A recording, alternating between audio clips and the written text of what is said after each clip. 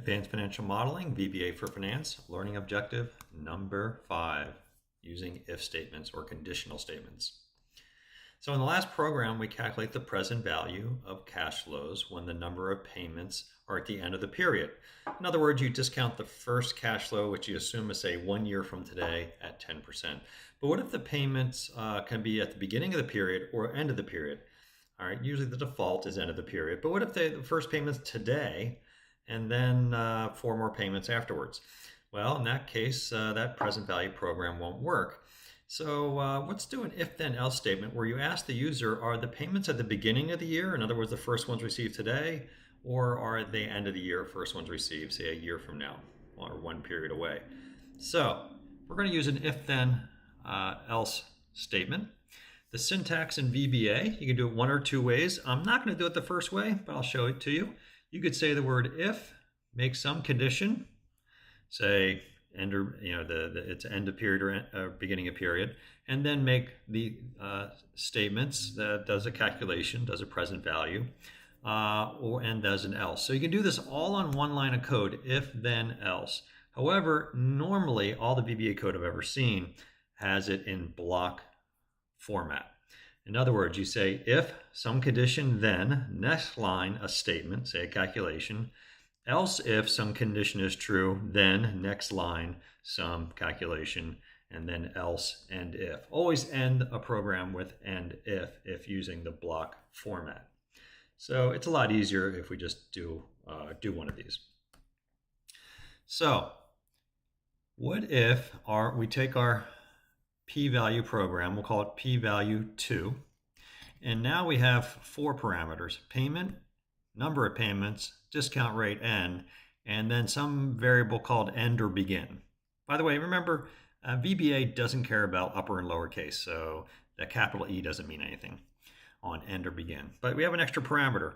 And what we're going to do is ask the user to put the letter E or put the letter B for end or begin. So the user tells us if the cash flows are at the end of the period or the beginning of the period.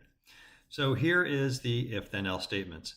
If end or begin equals E, so the user would say put E in as an input. Then here's the statement lines. So we have a number of statement lines here. For I equal 1 to n, p-value 2 equals p-value 2 plus payment over 1 plus r to the I next I.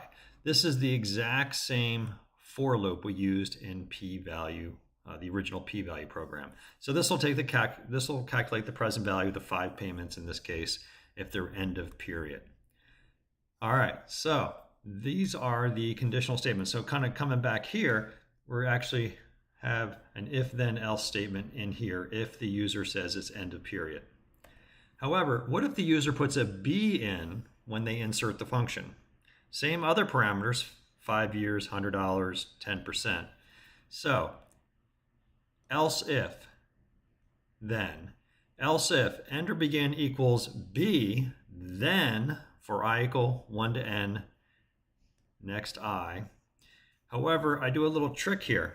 P-value 2 equals P-value 2 plus, that's all the same, but notice here, to the I minus 1 power. So what does this do? When as I is equal to 1, it's going to take $100 over 1.1 to the 1 minus 1 power, which is 1 minus 1 is equal to 0 to the 0 power. So it's not going to discount at all. Remember, anything to the 0 power is 1. So it's just going to be $100 divided by 1. Then when it sets I equal to 2, it's going to discount it from 100 over 1.1 to the 2 minus 1 power, discounting at 1 period. So effectively what that little trick is, by taking it to the power, the discounting effect, taking it to the power of the period minus 1, it kind of skips the first discounting. In other words, when I is equal to 1, it's just $100 over 1.1 to the 0, or $100. But then when I is equal to 2, it's $100 over 1.1 to the 2 minus 1, which is 1, which is the same thing as when we assume end of period payments. But in this case, when they're beginning of period payments, the second payment happens a year from now. The first payment happens now. So this is a nice little trick to calculate either end of period or beginning of period payments. But notice there's also one extra else statement. So we're going to we got this Elseif here, we got this if statement here. Else p-value 2 equals, and then this is just text, input E or B. So why am I doing this? Why couldn't I just end it by just saying, if it's E, do it this way, if it's B, do it this way? This is actually very good coding form, because you can't always count on the user putting in the right answer, because the user maybe types in the word end, E-N-D, or begin. And if they do that, this program is just looking for an E or a B. If they type in end here, so in this here, they just put end. Well, it's not E, it's not B, so you're telling the user put E or B. If I didn't have this section of code, it would say, is it E? No. Well, if it's not E, I would just have an else statement. It must have been a B. So it's very good coding practice that if you're going to have, in this case, two conditions, to have a case in which they didn't put in the right value, and then you might tell them, hey, enter an E or a B. Okay, so that's the program. We can actually go ahead and see how it looks in VBA. So notice here we have the user can put in, say, an E or a B and put in the program. The program is already in my module, so I'm going to insert p-value 2 here. User defined, p-value 2. I have a payment. I have 5 periods. I have 10%. And then end or begin, I'm going to put E and hit OK.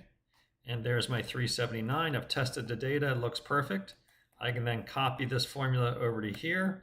And if the user puts in a B, I should get 416, and I do. But here's I want to show you, if I didn't have that extra piece of code, if I just typed in end, they get an error, enter E or B. Okay, so that is using conditional statements, the if, then, else, if statements in VBA. Next topic, we'll start talking about matrix operations in VBA.